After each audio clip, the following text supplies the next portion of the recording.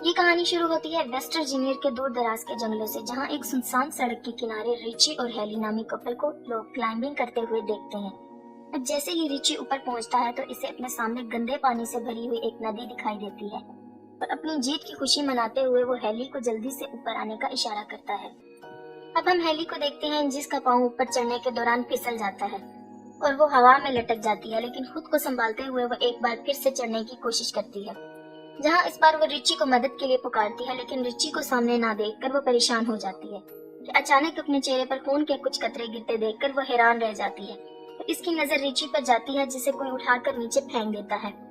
अब इससे पहले वो कुछ समझ पाती, कोई उसे जोरों से ऊपर खींचना शुरू कर देता है, लेकिन वो जल्दी से अपनी रस्सी को काटते हुए खुद को संभालती है, पर वो संभल नहीं पाती और नीचे गिर जाती है, जहाँ उसकी नजर रिची की लाश पर पड़ जाती है, जिसे देखकर वो रो पड़ती है। अब उसी दौरान इसे पहाड़ी से कुछ अजीबोगरीब आवाजें सुनाई देती हैं, जिसे सुनकर वो अपनी जान बचाने के लिए अपनी गाड़ी की तरफ भागती है, लेकिन तभी अचानक उसका पाँव एक नुकीली तार में फंस जाता है और वो गिर जाती है और वो कातिल इसे खींचकर अपने साथ ले जाता है। अब हमारी नजर इस इलाके में हो रही वारदातों पर जाती है, जहाँ न्यूज में इस इलाके में एक के बाद एक गाड़ी के लापता होने की बात होती है। यहाँ तक के लोग इस इलाके में किसी आसेब को देखने का भी दावा करते हैं। अब हम फिर इस इलाके से एक गाड़ी को गुजरता देखते हैं, जहाँ हम कैरिस को देखते हैं, जो अपने इंटरव्यू के लिए किसी दूसरी शहर जा रहा होता है। अब सफर के दौरान वो एक ट्रैफिक जैम में फंस जाता है और ट्रैफिक को आगे बढ़ता ना देखकर वो खुद को लेट होता पाता है।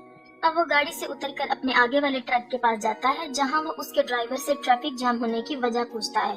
तो ड्राइवर उसे बताता है कि 5 मील दूर एक केमिकल ट्रक पलट गया है, जिसके चलते इसको कई घंटे वहीं गुजारने पड़ेंगे। और ये सब सुनकर कैरिस परेशान होता है, वापस गाड़ी में आकर बैठ जाता है और खुद को ट्रैफिक में फंसता हुआ देखकर वो अपनी गाड़ी को वापस घुमाता है, जहां वो अपने लेट होने की खबर इस कंपनी को देता है, लेकिन एक पहाड़ी इलाका होने की वजह से फोन कट जाता है।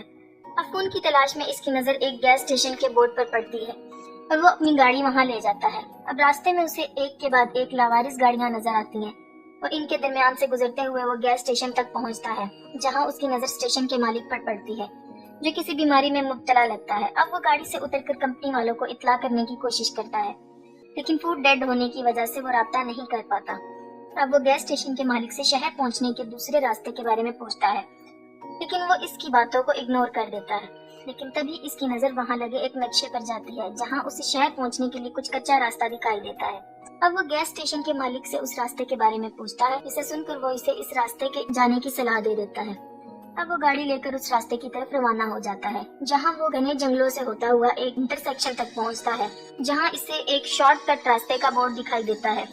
अब वो ये सब देखकर सोच में पड़ जाता है और अपनी गाड़ी को इस कच्चे रास्ते की तरफ ले जाता है। तो इसकी नजर एक मरे हुए हिरन पर जाती है और इसे देखने के चक्कर में इसकी गाड़ी सामने की गाड़ी से टकरा जाती है, जिससे दोनों गाड़ियों का भयानक एक्सीडेंट होता है, लेकिन कैरिस इस हादसे में बच जाता है। अब इस गाड़ी के मालिक शोर सुनकर इसकी तरफ आते हैं, जहाँ वो इसका हाल पूछते हैं। अब खुद को संभालते हुए कैरिस इनसे माफी मांगता है और नुकसान की रकम देने की बात करता है।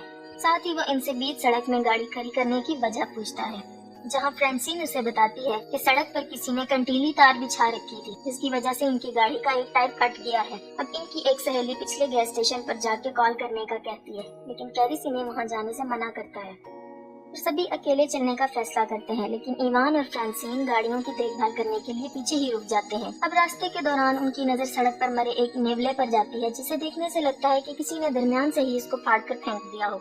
थोड़ी दूर जाकर इन्हें जंगलों में गाड़ियों के कुछ जलते हुए टायर दिखाई देते हैं, जिसे देखकर उसे खतरे का अंदेशा होता है और वो सबको आगे बढ़ते रहने का कहता है। वहीं फ्रांसिन और हम एवान को देखते हैं, जिन्हें पास की झाड़ियों से कुछ हलचल महसूस होती है और वो इस जगह को देखते जाता है और फ्रांसिन इसे वहाँ ना पाकर परेशान हो जाती है और इसे ढूंढने इसके पीछे जाती है। और जहाँ चलते चलते उसकी नजर इवान के एक जूते पर पड़ती है और वो जैसे ही वो इसके नजदीक पहुँचती है तो इवान कटा हुआ कान दिखाई देता है और वो इसे देखकर रोने लग जाती है कि तभी वो शख्स इस पर पीछे से हमला करते हुए इसे मौत की घाट उतार देता है। वहीं बाकी लोगों को हम रोड के आखिर में देखते हैं, लेकिन चारों मदद के लिए निकल पड़ते हैं। चलते चलते इनकी नजर एक घर पर जाती है। अब वो मदद मांगने के लिए घर की तरफ जाते हैं। कैरिस ढेर सारी गाड़ियों को देखकर परेशान हो जाता है और मदद मांगने के लिए घर का दरवाजा खटखटाता है। जल्द ही इनको पता चलता है कि इस घर में कोई नहीं है। अब वो सब कॉल करने के लिए घर के अंदर आते हैं, जहाँ इनकी नजर खाने के टेबल पर जाती है, जिसे देखकर लगता है कि बरसों से इस घर में सफाई नहीं हुई। और दूसरी तरफ चश्मे और गाड़ियों की चाबियां मिलती हैं। अब जैसे ही वो फ्रिज को खोलता है इसके होश उड़ जाते हैं। हम फ्रिज में ढेर सारी इंसानी अज़ा को देखते हैं और जैसी को भी एक कमरे में वही कंटीली तार दिखाई देती है जिसने इसकी गाड़ी का एक टायर को फाड़ा था। अब ये सब देखकर चारों वहाँ से भागने लगते हैं कि तभी कैरिस की नजर खिड़की से बाहर जाती है, जहाँ इसे एक गाड़ी इनकी गाड़ियों के साथ वहाँ आते हुए दिखाई देती है। अब चारों घर के पिछले दरवाजे की तरफ भागते हैं, लेकिन दरवाजा बंद होने की वजह से चारों बहुत खौफजदा हो जाते हैं। वहीं दूसरी तरफ हम इस कातिल को अंदर आते देखते हैं। वो अंदर आकर फ्रांसिन की लाश को जमीन पर फेंकता है और हमारी नजर वहाँ कैरिस और जेसी पर जाती है, जो इसकी लाश को देखकर सकते में आ जाते हैं। और वहाँ हम पहली बार 3 आदमखोरों को देखते हैं जो फ्रांसिन की लाश को उठाकर टेबल पर रखते हैं और अपने तेज धार औजारों से इसको काटना शुरू कर देते हैं। जहाँ ये खूनी मंजर देखकर जैसी ही कार्ली चिल्लाने लगती है, वैसे ही स्कॉट इसके मुंह पर हाथ रख देता है। अब कुछ देर बाद वो आदमखोर लाश को खाकर गहरी नींद में सो जाते हैं। जहाँ मौका पाकर सभी दबे पांव वहाँ से निकलने की कोशिश करते हैं कि इसी बीच एक आदमखोर की नजर इन पर पड़ती है, जिसे देखकर सब ही घर के पीछे भागना शुरू कर देते हैं। अब ये देखते ही देखते अचानक वो आदमखोर ढूंढते हुए वहाँ आ जाते हैं और कैरिस इनकी गाड़ियाँ चुराने का प्लान करता है और चिल्लाते हुए इसका ध्यान अपनी तरफ करने की कोशिश करता है, लेकिन तभी एक आदमखोर इस पर गोली चलाता है और वो जख्मी होकर गिर जाता है। ये देखकर बाकी 3 हैरान रह जाते हैं। अब स्कॉट को जंगल में भागते हुए देखते हैं और जैसे ही इसकी नजर इस ट्रक की तरफ जाती है और वो इस ट्रक को देखकर इसकी तरफ जाने लगता है कि इसी वक्त एक तीर इसके सीने में आर पार हो जाता है और वो तीनों अपनी जान बचाकर भाग निकलते हैं। जहाँ कुछ दूर जाकर इनका ट्रक कीचड़ में फंस जाता है और इन सबको वो ट्रक वहीं छोड़ना पड़ता है। तीनों अपनी जान बचाते हुए जंगल से सड़क की तरफ निकल पड़ते हैं। दिन से शाम हो जाती है और वो आदमखोर इन तीनों के शिकार पर निकल पड़ते हैं। दूसरी तरफ वो तीनों थक कर एक जगह आराम करने के लिए रुकते हैं, जहाँ कार्ली इनको ऊपर देखने का इशारा करती है और जैसे ही वो पलट कर देखते हैं इन्हें अपने सामने एक वॉच टावर दिखाई देता है, जिसे देखकर वो खुश होते हैं और हम इन तीनों को ऊपर चढ़ते हुए देखते हैं और ऊपर किसी को ना पाकर वो उदास हो जाते हैं। जैसी को वहाँ एक फर्स्ट एड बॉक्स मिलता है जिसकी मदद से वो कैरिस की मरहम पट्टी करती है। दूसरी तरफ कार्ली को एक पुराना रेडियो मिलता है। कार्ली रेडियो ऑन करती है, मदद मांगती है, पर कोई आंसर नहीं आता। कैरिस को नीचे से कुछ आवाजें सुनाई देती हैं और वो देखता है तो इसकी नजर नीचे से गुजर रहे तीनों आदमखोरों पर पड़ती है।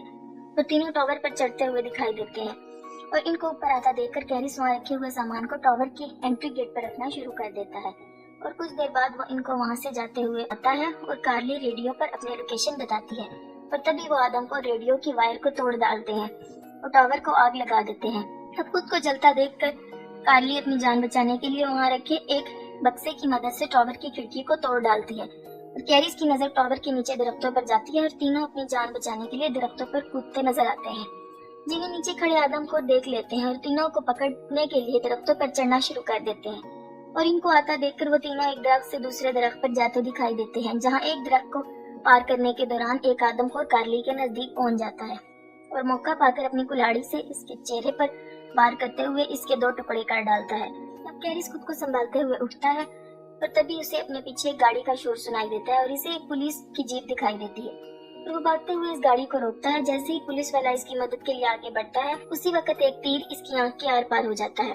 अब हम एक आदमखोर को देखते हैं जो कैरिस को मारने आता है और कैरिस अपनी जान बचाकर गाड़ी के नीचे छुप जाता है और अब आदमखोर इसे देखने के लिए नीचे झुकता है और गाड़ी के नीचे कुछ ना पाकर वह हैरान रह जाता है। और अब हम इस घर को देखते हैं जहाँ इन आदमखोरों ने जैसी को बांधा हुआ था और जैसे ही वो वन आई आदमखोर जैसी को मारने लगता है, इसे बाहर से आती गाड़ी का शोर सुनाई देता है, जिसे देखकर वन आई दरवाजे की तरफ बढ़ता है।